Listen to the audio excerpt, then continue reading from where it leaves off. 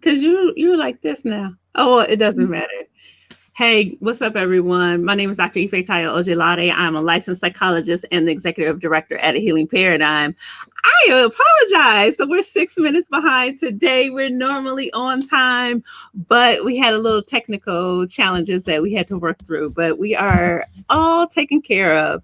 I want to introduce you to my colleague, Dr. Tiesha Nelson. Dr. Nelson is a very important person in terms of the work that she does. She is a licensed psychologist in Florida. She is also specializes specifically in forensic psychology. And I always say that her work is really important because she does the work that a lot of times a lot of us do not want to do. Dr. Nelson works with individuals oftentimes that are incarcerated that may have been civilly committed because they have committed a sexually violent crime or other kind of violent crime. And just a side note, she can tell you everything that you want to know about serial killers and other kinds of stuff that none of us want to know about. Welcome, Dr. Nelson. Thank you for being here. Welcome. Thank you for having me. Oh, and one thing I didn't say also is that she's on the executive board of the Association of Black Psychologists. She serves as the General Assembly chair for ABSI. So before we get started, Dr. Nelson, okay, so there's one thing that I want to do. We'll just do it really quickly. And I always like to pull in parts of the psychologists that I talk to, parts of their culture. And I know you are from a Caribbean background and your family is from Jamaica. So tell me like one thing that is like a classic Jamaican phrase. You know, if it come out of somebody's mouth, you know they from Jamaica. Oh, wow. And it's interesting. I am from a Jamaican background, but I don't speak patois. So I'm going to mispronounce it. Geez. Oh, you put me on the spot. I'm not trying to lose my Jamaican card. Or like even a Jamaican saying, like, you know, when somebody say this thing, like, you're like, okay. Everybody knows Irie. Irie. I sound Irie. Wait, what does Irie mean? Irie is good. Irie. Good. Yeah. I-R-I-E. Irie. Irie. Okay. But how you supposed to say it? I know you don't say Irie because you said Irie. Irie. Okay. Yeah. Okay. That's one thing I can pronounce.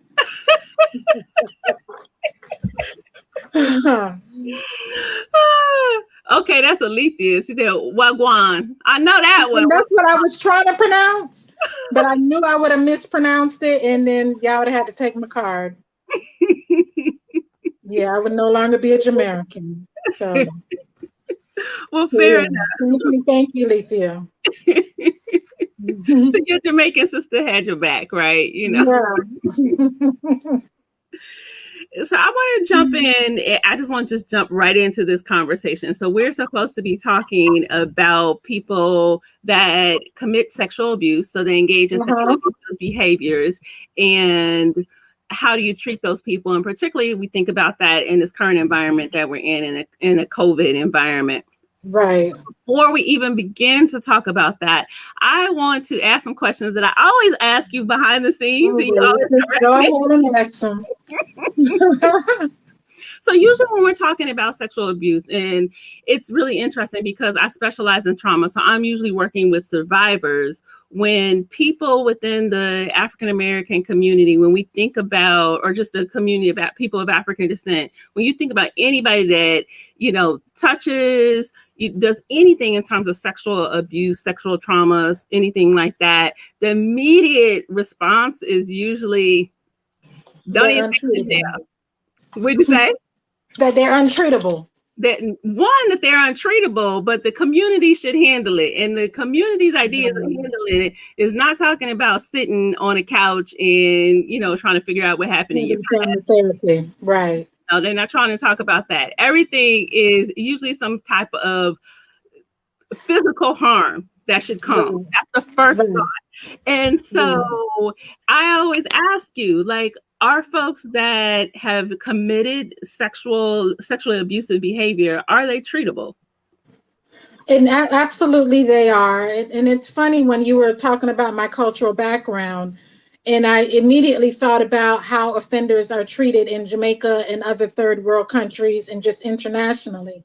It's not tolerated as much as it is, so to say, here. So Okay. there is the likelihood that the community would deal with that person in mostly a violent way. Okay. They're definitely going to be shunned by their community. It's it's not, they're gonna not gonna get the level of treatment that they would get here in the States.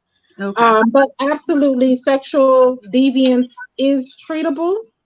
Um, there are certain types that are harder to treat, but you never do not want to offer treatment to someone with a sexual deviance.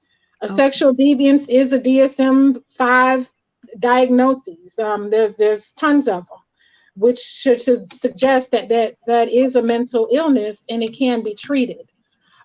Usually, what happens with lower level offenders is once they get caught, just the fact that they were caught and went through the legal system is enough to deter them from reoffending. But you still need to treat that sexual deviance.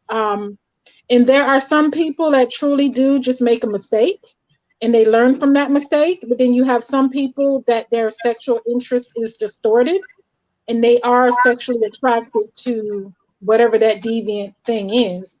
And they require treatment to get them to not act on that deviance and possibly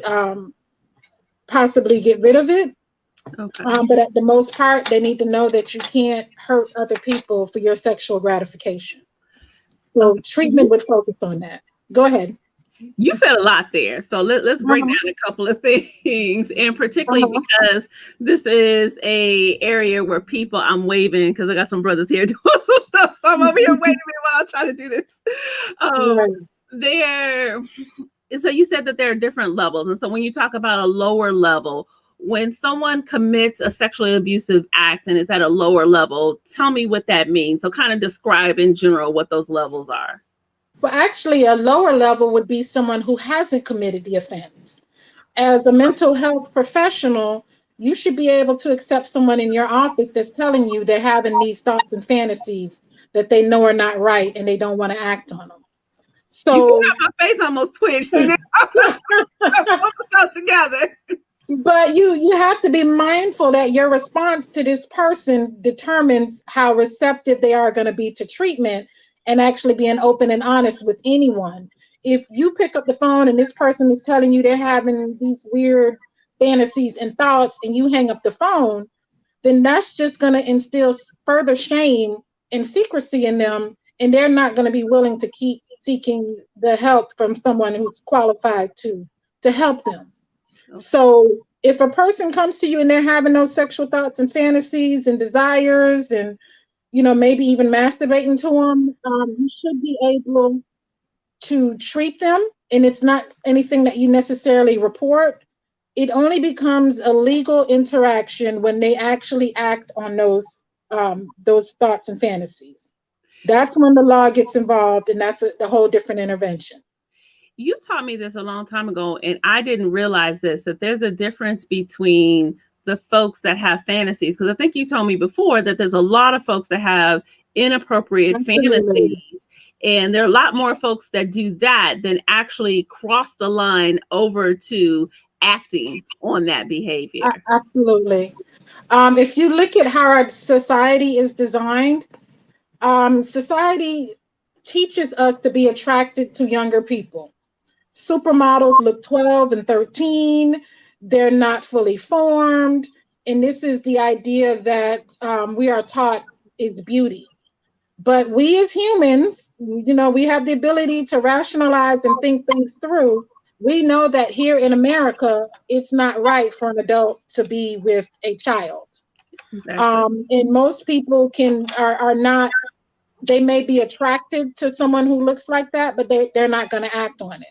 So in their mind, they can look at that supermodel or they can look at that little girl in a bikini in a bathing suit and say, oh, that looks nice, but I'm not going to go there because I know it's wrong.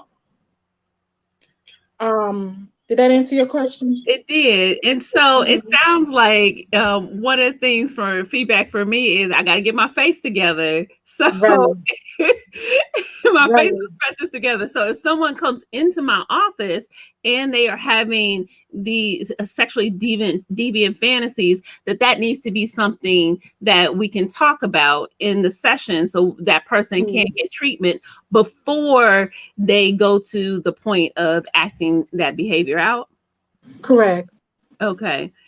And then, okay, so you said that's the lowest level. So then what are the other levels of behavior? You have like some no contact type offenses, internet crimes, um, peeping through windows, um, maybe crimes where the victim doesn't know that they were offended against, but it still makes it wrong because if you're not giving anyone permission to sexually objectify you, then it's not okay.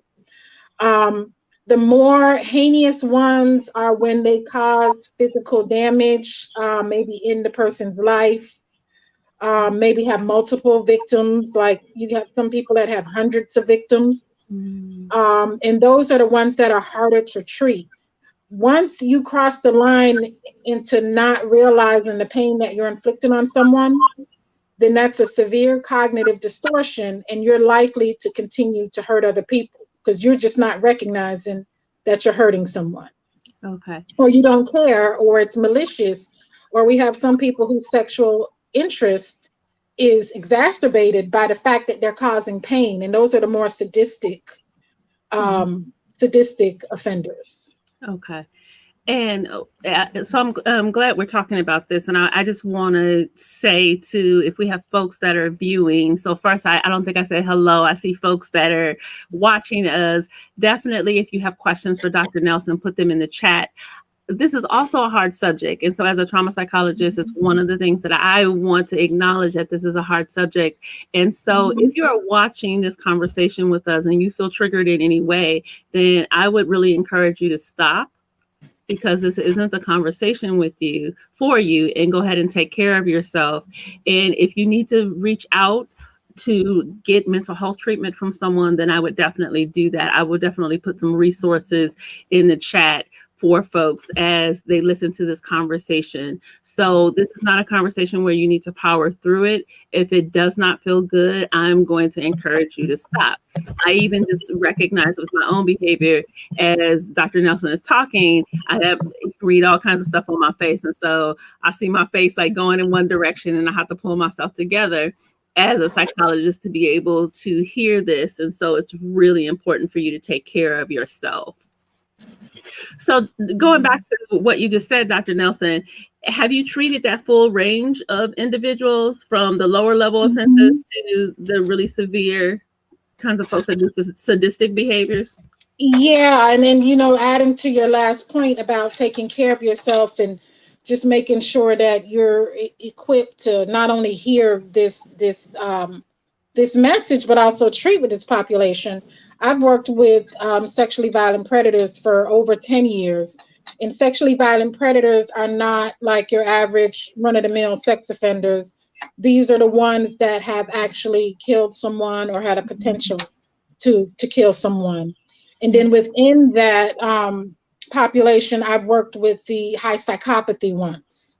So the high psychopathy offenders are the ones that really don't have a sense of feeling. Like they just don't recognize that they're hurting other people, or they're so turned on by the fact that they're physically hurting other people. So I've had that training in myself, and I know how to take care of myself and maintain that barrier where I can provide appropriate treatment, but then also where I'm not struggling with vicarious trauma from working with these individuals. That's an important point, as you say that. Yeah. Okay, this is a side note, but I just can't help it, because you talked about like people that have high psychopathy that harm other people, and they enjoy it, and they don't recognize that they're harming other people. Is there just, or they may, and they just like the fact that they're doing it. Okay. There's something in them that drives them to do it. Okay. I am not suggesting that you diagnose anybody, but Well, anybody out in the public space now that remind you of people that you've worked with? oh, definitely. Definitely. There's definitely different traces of it. We're seeing a lot of it in the hashtag Me Too movement, Uh-huh. like where you have I was all of going these in a different executives. direction. Who the president? Like who? Well, huh, that's so funny that you would talk about the president of the United States, Dr. Nelson. And again, because you've never seen him, you wouldn't be able to treat him. But can you talk a little bit about the behavior that you've seen in terms Well, one of the common traits of those offenders are narcissism and then of? also privilege. So narcissism, where they think they're so much greater than other people and their needs are more important than other people, then they're just going to take what they want. And then that other side of that is privilege. Okay. Because they have a sexual need, then they feel they're entitled to it. So they just take advantage of people. So we're seeing a lot of this through hashtag Me Too movements with some of the executives, because of course you have that narcissism Mm-hmm. and they feel like they deserve it, and they're just taking advantage of other people, and they don't even recognize that they should be held accountable or that it's not okay what they're doing. It is really interesting that you bring the Me Too movement up because did you see the article about Essence? It was maybe about a month ago, and so Essence, the brother that started Shea Moisture, that company, they bought Essence magazine, and there was this open anonymous letter signed by multiple women at Essence magazine that began to talk about the environment, which they said was abusive in multiple ways. But that was one of the things that they indicated, is that there was some sexual harassment. And so I think that's interesting that you said that sometimes you have people that are in those executive privileged positions that will engage in that behavior and think that that behavior is okay. Mm-hmm. And then we also have to be mindful of what these things are grounded in.